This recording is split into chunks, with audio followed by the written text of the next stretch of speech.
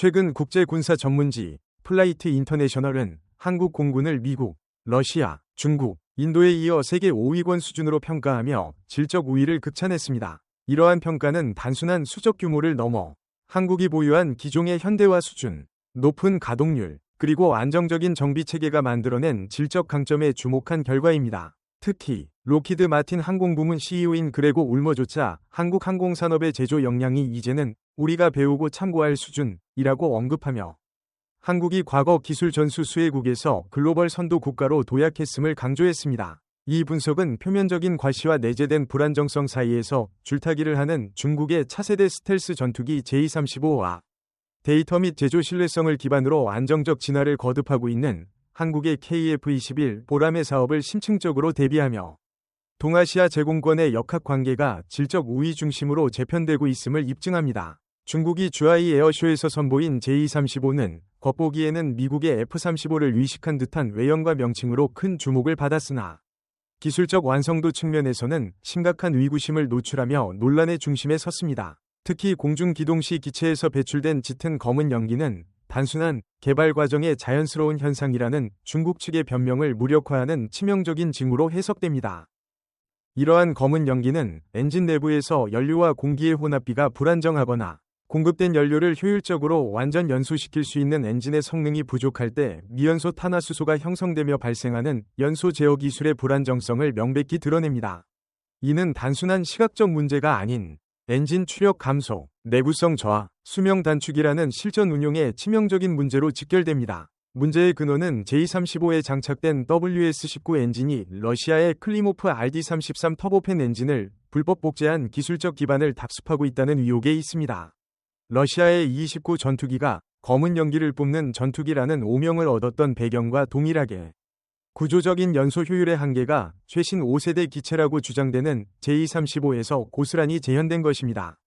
폴란드 매체의 보도에 따르면 RD-33 계열 엔진은 400시간 비행 후 오버홀이 필요하며 최대 수명 역시 1.000시간을 넘기기 어렵습니다. 이는 한국 KF-21에 장착된 GE F414 엔진이 보장하는 4.000시간 이상의 내구성과 비교했을 때 비교조차 힘든 기술적 격차를 보여줍니다. 결국 J-35는 외형적으로 5세대 전투기의 껍데기를 갖추었을지 몰라도 핵심 동력원인 엔진 성능은 여전히 4세대 기술의 굴레를 벗어나지 못했습니다. 스텔스는 곧 은폐와 침투 능력을 의미합니다. 그러나 J-35가 검은 연기를 뿜어내며 하늘을 가르는 모습은 은폐의 개념의 정면으로 배치되는 반스텔스 현상이나 다름없으며 이는 국제시장에서 J-35의 실전 신뢰도에 대한 불신을 극대화하는 결과를 초래했습니다. 반면 KF-21은 세계적으로 성능이 입증된 F414 엔진을 장착하여 뛰어난 추력과 안전성을 확보했습니다.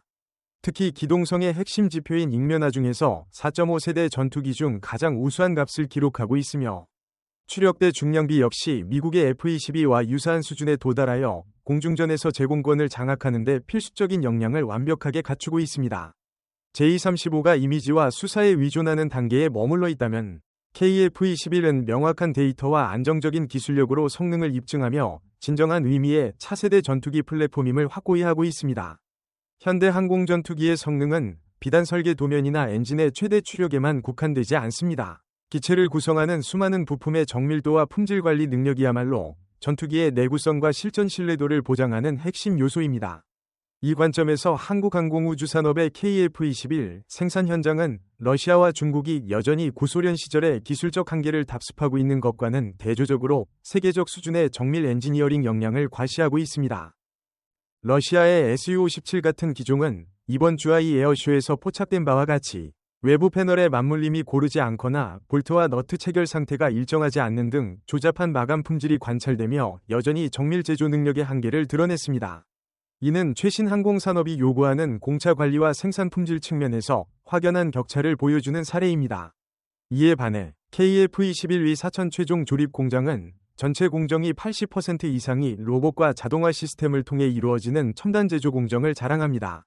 무인 운반차와 동체 자동 결합 시스템을 통해 진행되는 기체 조립에서 결합 오차는 불과 0.025mm 수준에 불과합니다. 이는 숭령공의 손기술에 의존하는 구식 생산 방식으로는 달성하기 어려운 머리카락 굵기보다 얇은 수준의 세계 최정상급 정밀도입니다. 이러한 제조 역량은 기술 전수나 단순한 면허 생산을 넘어선 한국 항공산업의 자주적 기술력 축적의 결과물입니다. KAI 관계자가 언급했듯이 KF-21 한 대에 들어가는 약 300만 개의 부품과 미세한 곡류를 이루는 합금 철판을 한 치위 오차도 없이 휘어내는 정밀 제조 기술이야말로 K방산도약의 진정한 토대입니다. 불과 80년 전 소총 한 자루도 제대로 만들지 못했던 나라가 이제는 독자적인 전투기 생산 능력을 갖춘 세계 9번째 국가로 성장한 배경에는 기술 이전을 거부당하던 시절에도 연구진들이 집념으로 축적한 피와 땀의 결과물이 자리하고 있습니다.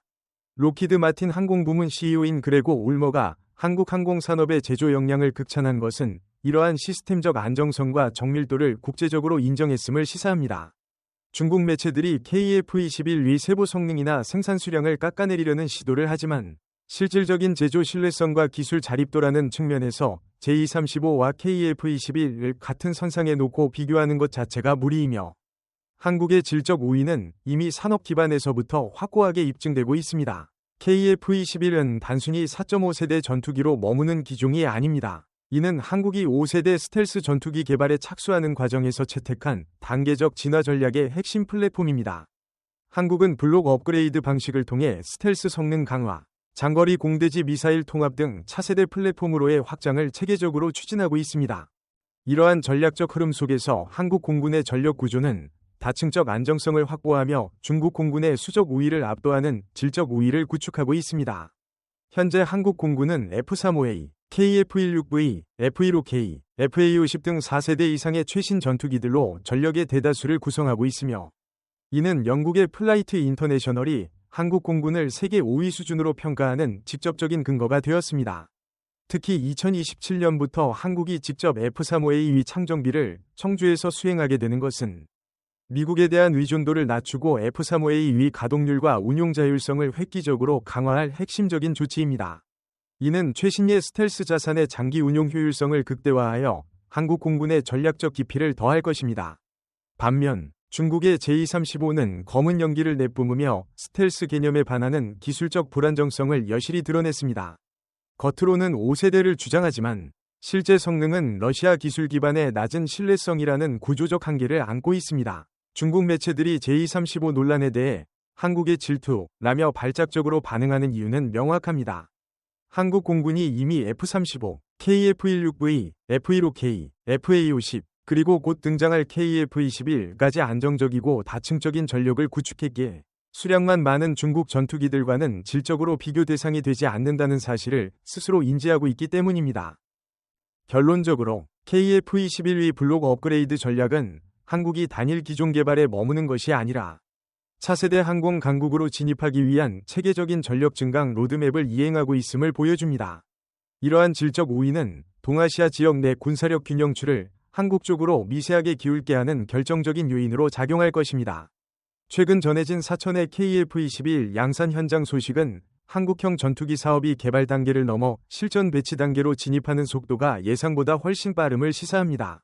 KAI는 초도 롤아웃 직후 20대를 동시다발적으로 조립하는 집중 양산 방식을 택했으며 향후 듀얼라인 체제까지 도입할 계획을 밝혀 록히드 마틴의 F-35 생산성 향상 전략과 유사한 가속화 기조를 보이고 있습니다.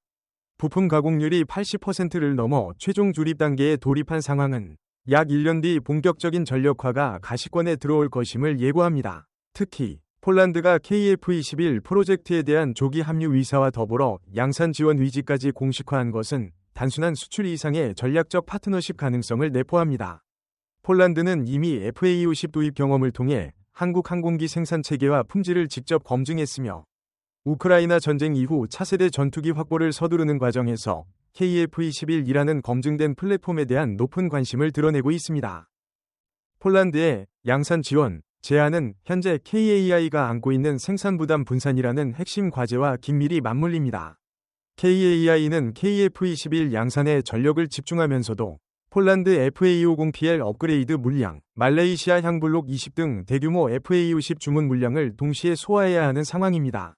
이러한 생산 라인의 압박은 과거 KAI가 KT-1 웅비 기초훈련기 생산 라인을 인도네시아에 매각했던 전례를 상기시키듯 생산 능력 확보에 대한 고심을 반영합니다. 이러한 맥락에서 FA-50PL 업그레이드 라인의 폴란드 현지 이전은 양국의 이해관계가 맞아떨어진 전략적 포석으로 평가됩니다.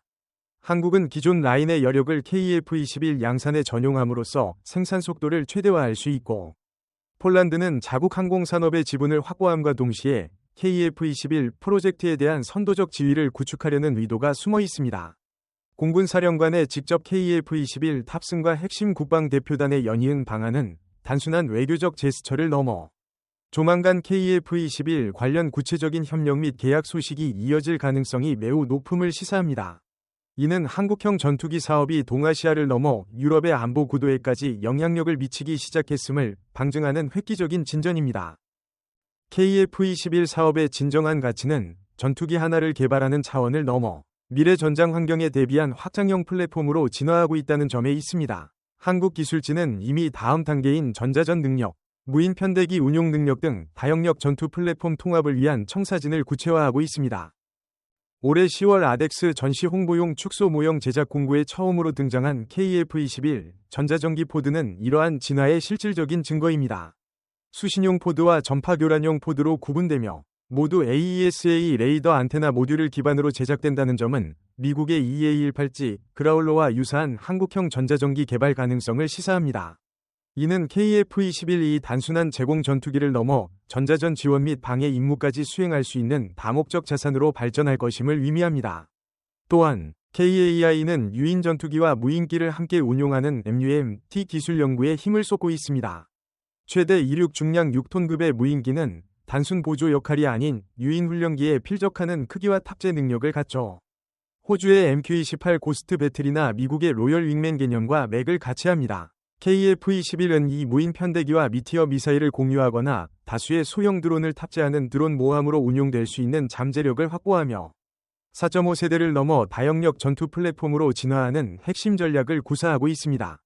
더 나아가 KF-21은 해양 영역으로의 확장 가능성까지 모색하고 있습니다. 최근 KAI는 국가 차원의 항공모함 사업과 연계하여 KF-21 기반의 함재 드론 개발 가능성까지 검토 중인 것으로 알려졌습니다.